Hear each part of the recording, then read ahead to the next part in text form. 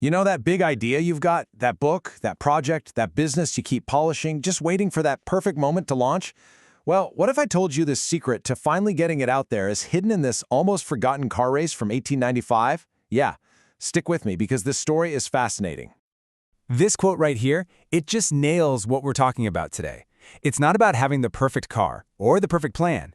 It's about being the one who's brave enough to just start moving. Because when you do that, you're the one who shows everybody else where the road even is. All right, so let's set the scene. We're going back in time to Chicago, 1895.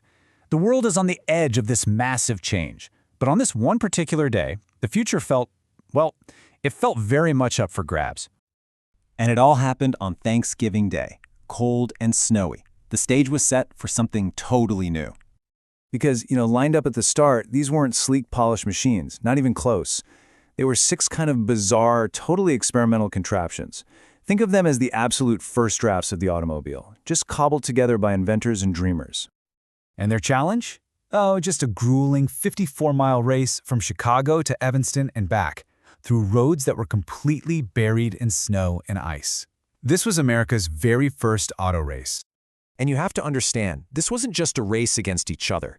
It was really a race against a much bigger opponent, the whole idea of perfection. It was a battle to prove that something could simply work, even if it was a million miles away from flawless. Because let me tell you, any fantasy of a flawless machine, of some glorious, clean race, it was about to get buried in the snow. The reality on the ground was just a total mess. I mean, out of the 6 cars that started, only 2 actually finished. The drivers were constantly breaking down, getting stuck, and you better believe the crowds were laughing, thinking these noisy things were a total joke that could never replace a good old-fashioned horse. And this is where you see that classic clash, right? The dream versus the reality.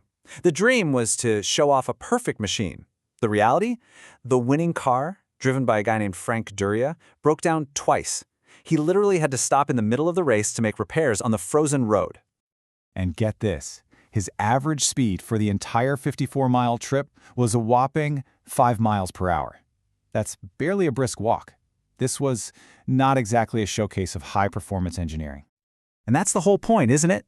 Duryea didn't have a perfect machine. He had zero guarantee of success. But he had something so much more important.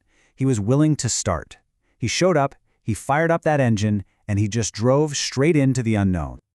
So this is where the story makes us stop and redefine what a finish line even is.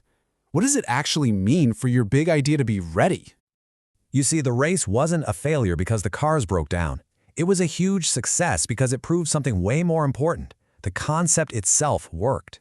It showed that people were ready to try it, to test it, and to learn from all the inevitable screw-ups.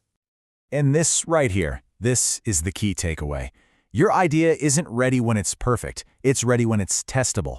When it's functional enough that you can put it out into the world, get some real feedback, and actually start learning. So from this crazy snowy race in Chicago, we can actually pull a practical, modern way to launch our own ideas. Let's call it the Chicago Framework. So you might be thinking, okay, cool story, but how does a 100-year-old car race help me with my manuscript, or my new product, or my YouTube channel? Let's connect the dots. Okay, let's walk through this. Step 1 is prototype. Duryea didn't build a perfect car. He built one that worked. For you, that just means finishing a complete draft that delivers on its core promise. Step 2, test conditions. He didn't race on some pristine track. He took on a real, messy, obstacle-filled route. Your version of this? Sharing your work with a few beta readers, a real, small audience. Step 3, move despite doubt. This is a big one. He started that race knowing things would probably go wrong. For you, this is that moment you hit publish or send, even when it feels scary and imperfect. Step 4, adapt in motion. He fixed his car on the fly. You did the same thing by taking that early feedback and using it to make things better. And finally, the most important step, prove the concept. Just by finishing, Duryea proved that cars were the future. By releasing your work, you proved that your voice, your idea, deserves to be out in the world. This completely flips the script. The launch isn't the finish line for your perfect creation. No way. It's the starting line for learning what actually works. So we have the history, and we have the framework.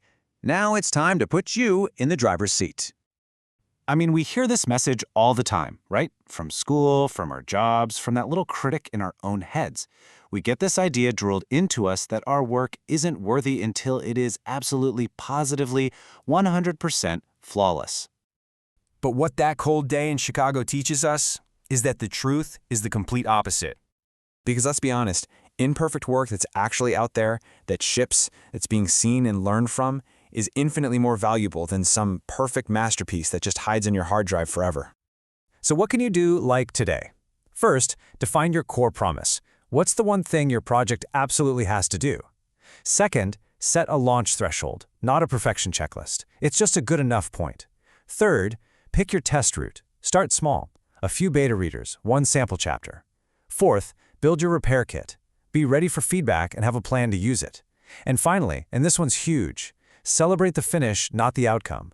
The victory isn't getting a 5-star review. The victory is that you got it out the door. So in the end, the question was never really about whether the work is perfect. It's not, and it never will be. The real question is this: your work is ready enough to be tested.